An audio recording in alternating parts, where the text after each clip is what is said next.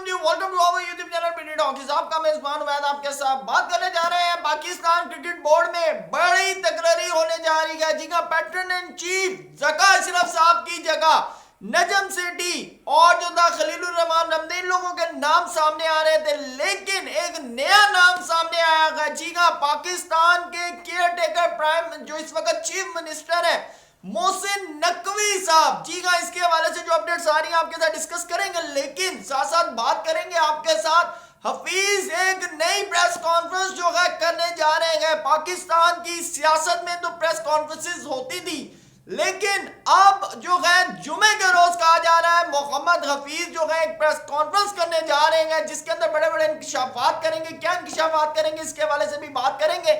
साथ साथ एक नई अपडेट है कि हफीज का इस्तीफा भी रुक गया है। लोग कह रहे थे 15 जनवरी के बाद हफीज जो है पाकिस्तान टीम से अलहदा हो जाएंगे, लेकिन अभी तक उनका इस्तीफा नहीं आया। क्या ग्रीन सिग्नल मिला है हफीज को, क्या अपडेट है, इन तमाम चीजों को डिस्कस करेंगे। लेकिन अगर हमारे चैनल पे आप नए आए गए तो सबसे पहले चैनल को सब्सक्राइब जरूर कर लें, वीडियो पसंद आए तो लाइक भी कीजिएगा, और आप भी हमें कमेंट सेक्शन में अपनी राय से आगाह करें कि आपको इन तमाम वीडियोस के हवाले से हमारे जो नुक्ता नजर है या हमारे जो एनालिसिस है, आपका अपना क्या एनालिसिस है, इसके ऊपर भी डिस्कस करें। साथ साथ हम अपने 10,000 सब्सक्राइबर के टारगेट की तरफ बढ़ रहे हैं, तो उम्मीद करते हैं कि आप इस टारगेट में हमारा साथ देंगे ताकि हम जल्द से जल्द इस टारगेट को जो है अचीव करें। तो चलते हैं जी, आपको बताते चलें जो आईपीसी कमेटी फवाद हसन फवाद ने जो है रिकमेंडेशन भेजी थी पाकिस्तान के जो केयर टेकर प्राइम मिनिस्टर है काकड़ साहब को, तो काकड़ साहब ने जो है मोहसिन नकवी साहब का नाम जो है वो नॉमिनेट किया है पाकिस्तान क्रिकेट बोर्ड के जो इस वक्त चेयरमैन है, कायम मुकाम चेयरमैन आप कह लें या केयर टेकर चेयरमैन कह लें। तो उनको ये टास्क दिया गया है कि आपने अगले 2 हफ्तों के अंदर अंदर पाकिस्तान क्रिकेट बोर्ड में जो चेयरमैन के जो इलेक्शन है वो आपने करवाने का। जैसा कि अगर इसके ऊपर हम बात करें तो इससे पहले नजम सेठी साहब को ये टास्क दिया गया था, फिर उसके बाद ज़का अशरफ साहब को, तो जिसको भी दिया गया वो अगर अपने मामलात लेकर बैठ गए, उसने इलेक्शन वगैरह नहीं कराए। तो अब नजम सेठी साहब या ज़का अशरफ साहब की जगह मोहसिन नकवी का नाम सामने आया, जबकि कल तक की ये खबरें थी कि ज़का अशरफ साहब ने जो इस्तीफा दिया इसको प्रूव ही नहीं किया जा रहा। तो क्या ज़का अशरफ साहब कंटिन्यू करेंगे आगे, लेकिन मोहसिन नकवी साहब का नाम आने के बाद इन तमाम चीजों के ऊपर से जो है वो पर्दा उठ गया है। और साथ साथ नजर जो मोहसिन नकवी है वो भी इस बात को कहते हैं कि उन्होंने भी तस्दीक कर दी है कि बिल्कुल जी ऐसा ही है, मुझे जो है पाकिस्तान क्रिकेट बोर्ड का जो कायम मुकाम चेयरमैन यानी पैटर्न इन चीफ जो है गवर्निंग बॉडी जो है उसका सरबराह बनाया गया, और मेरे जिम्मे सिर्फ काम ये है कि ये जो पेंडिंग काम है जैसे कि इलेक्शंस हो गए और जो मसाइल है इन तमाम चीजों को सॉर्ट आउट करके पाकिस्तान क्रिकेट बोर्ड को उसकी अपनी एक शक्ल में यानी कि राह पर गामजन करना है, इसको इसके रास्ते पर चलाना है। तो अब देखते हैं कि मोहसिन नकवी साहब जो हैं वो पाकिस्तान क्रिकेट बोर्ड के चेयरमैन बनेंगे तो क्या अपडेट्स आती हैं, क्योंकि अगर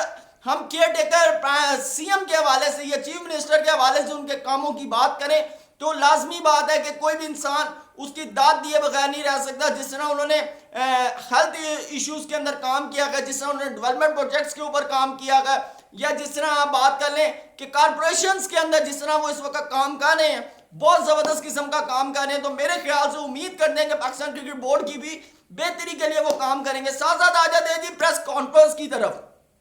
एक अपडेट आ रही है कि हफीज वतन वापस पहुंचते ही जुम्मे के दिन एक बड़ी प्रेस कॉन्फ्रेंस करने जा रहे हैं, जिसके अंदर खास तौर पे हमारे जो सुपरस्टार्स प्लेयर हैं जिनके हवाले से वो एक प्रेस कॉन्फ्रेंस करेंगे, उनके रवैयों के हवाले से बताएंगे। साथ साथ वो ये भी बताएंगे कि क्यों इन्होंने $500 का फाइन रखा, क्या मिसमैनेजमेंट हुई प्लेयर्स की तरफ से, क्यों प्लेयर जो है इतना हफीज के खिलाफ हो गए हैं और हफीज जो है एनओसीज इशू नहीं कर रहे, या जो भी अपडेट्स आई हैं इन तमाम चीजों का बाकायदा तौर पे खुलासा करेंगे।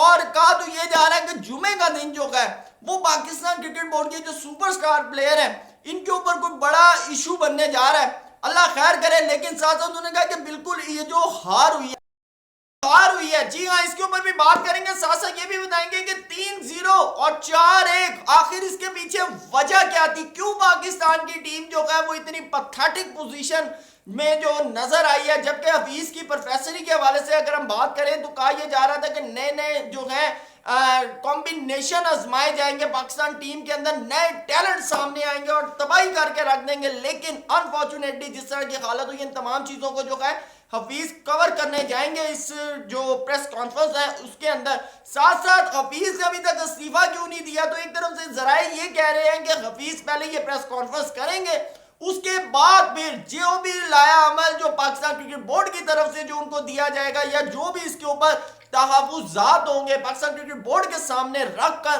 तो फिर ही वो कोई इस्तीफे की तरफ जाएंगे। लेकिन दूसरी तरफ खबरें ये आ रही हैं कि हफीज को बाकायदा तौर पे ग्रीन सिग्नल दे दिया गया है कंटिन्यू करने का, क्योंकि हफीज ने जिस तरह के कॉम्बिनेशन आजमाए हैं, और अगर हफीज की बात करूं तो बिल्कुल एक जबरदस्त किस्म के सेंटीमेंट में गए हैं कि देखें अगर हमारे पास बाबर और रिजवान, अगर हमारे पास ओपनिंग प्लेयर हैं या पेयर है इनका, अगर कल को बाबर और रिजवान में से कोई एक इंजर्ड हो जाते, ये दोनों इंजर्ड हो जाते हैं, ठीक है, तो हमारे पास इसका कौन है सब्स्टिट्यूट या हमारे पास इसका अदर बेंच स्ट्रेंथ क्या है।